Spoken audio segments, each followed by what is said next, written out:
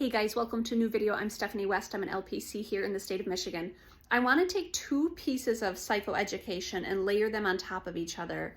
One of them is from the nutrition course that I'm taking, and I absolutely love the idea that we are not able to create energy. Energy is transferred.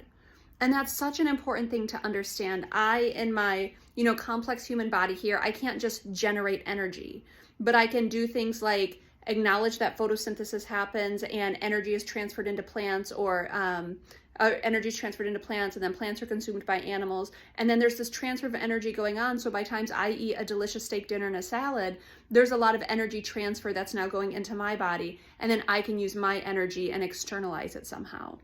That's a really important thing to understand. Energy isn't generated or created, it's transferred. If that's true, this next piece matters so much. So one of the things, if you follow me for a long time, I talk about accountability and accountability matters. I talk about education and education matters. The reason why is because energy is transferred. That's also why things like living in community matters, because energy is transferred.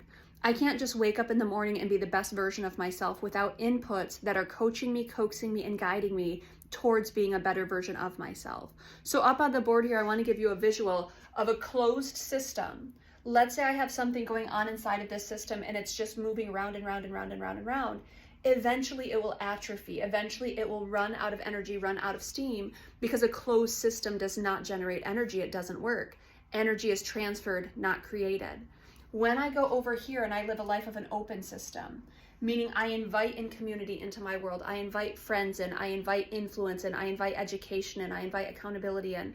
As I invite things in, I have this little system that has an opening where people can pour into me, and now energy is being transferred and I'm becoming a better, more well-equipped version of myself because there's energy flowing into me.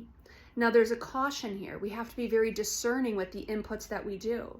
One of the things I very, candidly acknowledge with my clients, I stopped watching the news back in 2020 because it was such an exhaustive cycle of really bad inputs into my life.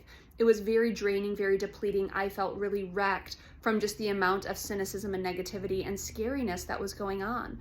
And so I stopped letting that be an intentional influence in my day. And instead I do things like daily devotions and meditation and listening to music that's uplifting, because energy is transferred.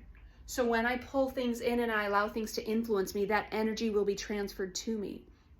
I personally take that understanding very seriously. I let influences in my day that are for my good, and I put in boundaries and barriers of things that are not for my good. Doesn't mean I escape all the bad stuff. That doesn't work. But we should not, number one, live in a closed system where we're just kind of relying on ourselves to generate energy. It doesn't work. Energy's transferred. But we have to not only have an open system, we have to have discernment into who and what is allowed into that open system.